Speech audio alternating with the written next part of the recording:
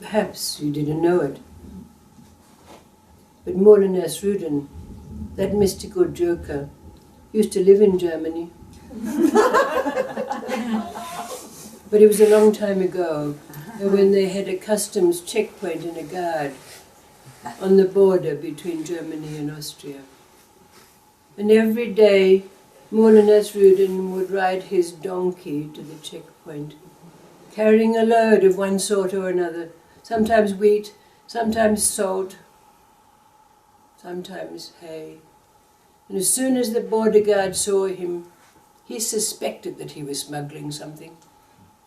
But even though the guard checked it very carefully, it was always as Mullah Nasrudin had said.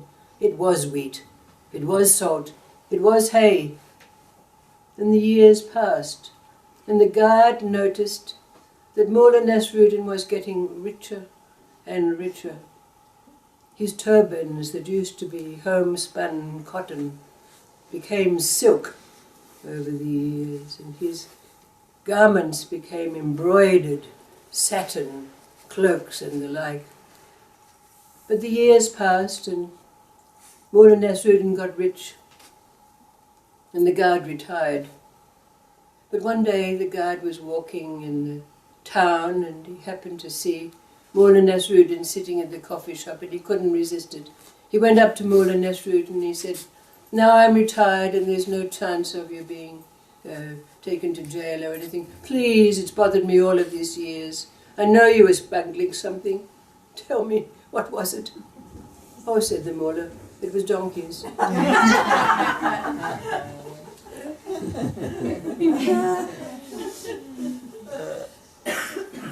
So it's often been mooted before storytelling that could it be that every character, every symbol and every archetype in every story is a part of ourselves? So there's a challenge put out to you with this story to find its deep meaning.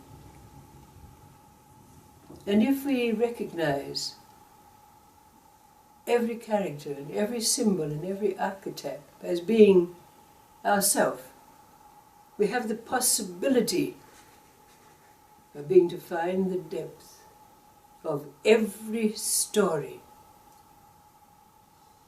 every experience in life. It's a story about Mullah Nasrudin, as you might guess. You know, he had many occupations during his lifetime. His most recent one was to be a magistrate, a judge in his hometown. But he had a run-in with the Sultan, so he was taken away from that position. So he was out of a job. And he was wandering around town, wondering what he should do. He was really looking for something interesting to do. He'd been there and done that with most things. But as he was walking around the town, he happened to hear a young man calling out his wares. "Camel seeds for sale." Camel seeds for sale. So the Mullah, with his interest piqued, went over to ask the young man. And there was the young man with a large table beside him, and on that table were these large brown things with bits of straw sticking out of them, having a very pungent smell. And the young man said, "Yes, camel seeds. You just plant these seeds and you will have a full-grown camel." None of that business about messy birth and things like that. So the Mullah asked, "How much are they?" And the young man asked a hefty price for them. But he was thinking, you know, I'm looking for something interesting. He said, well, what do I have to do with them? The young man said, just like any other seed, you plant them and you water them. And then after a time, they will be the camel. So the Mullah bought 9 seeds. He took them under his rug. They were even more smelly when he got close to him. He took them back to his house. He had a little patch of land beside his house. He dug some holes and he planted the seeds. And as he was told to do, every day he religiously watered them. After some time there were 9 beautiful patches of nice green grass growing tall, but no camels. So he thought, maybe I'm watering them too much. He decided to take a day off and go to the coffee shop. So he made sure that the grass was well watered, the patches were well watered, and he went off to the coffee shop. Had a great day with his friends, telling stories about what he'd been when he was a magistrate and all that kind of thing. But it so happened, just at that time, a camel seller came into town with 9 camels. And he decided that he was a bit tired and a bit thirsty, and so he decided to stop for a cup of coffee on the way. So he loosely tied up his camels outside the coffee shop and went in and had his coffee. But of course the camels decided that they were thirsty and tired too, so they, with this rebellious camel in the lead, they wandered off looking for a bit of grass, and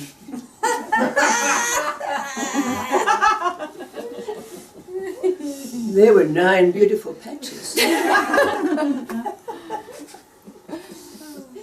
So when the Mullah came back from having his coffee, there it happened.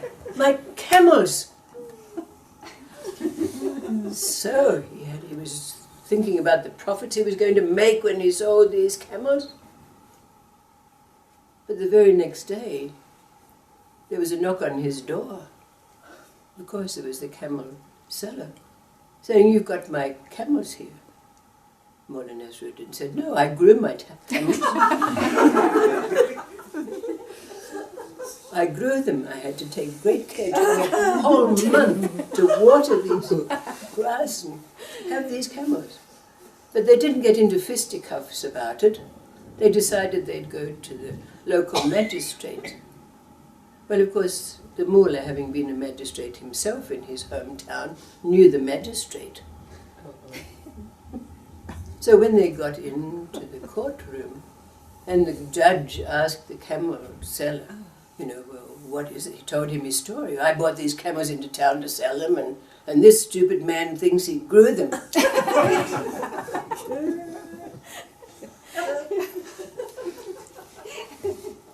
But, there's a secret language between judges and magistrates. So the Mullah Nasrudin put his hand on his heart and made a little movement in there.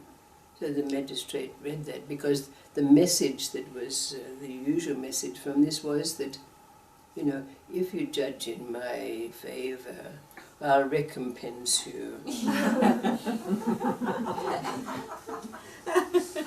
So, recognizing this sign, the magistrate pretended to write something on a piece of paper, and then he went off in a long litany about, jurisdiction and, the quality and personality and ethics of, and then he said, "And I judge in favor of the Mullah, the camels are his."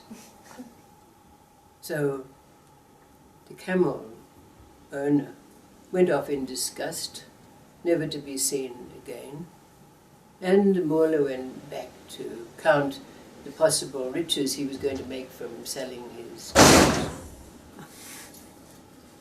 But the next day there was a knock on his door, and of course it was the judge. He said, "Well, Mullah, you indicated that there would be some recompense for me for judging in your favor. I read the sign." "Oh," said the Mullah. Oh, that sign you mean. Oh, I didn't mean that at all. You totally misread. What I really meant was...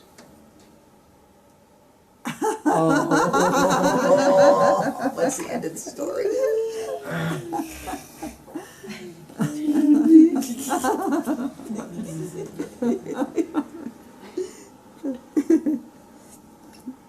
If every character, every symbol, and every archetype in every story is an aspect of ourselves, and every encounter you have in life is a story.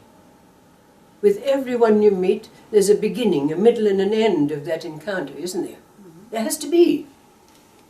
You can't have a half encounter, or a third of an encounter. It's got to be total. A beginning, a middle, and an end. And if every character and every archetype and every symbol is part of ourselves, then we can not only understand this story, but we can understand every story. So these stories have really deep meaning, don't they? This is why I'm wearing the big guns. What is the deep meaning of this story? What do you mean?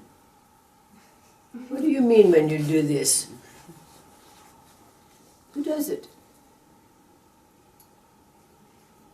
You point to it and say, this is who I am? Isn't it, or something like that? But what do you really mean? Anyway, it's... Oh my goodness, your business.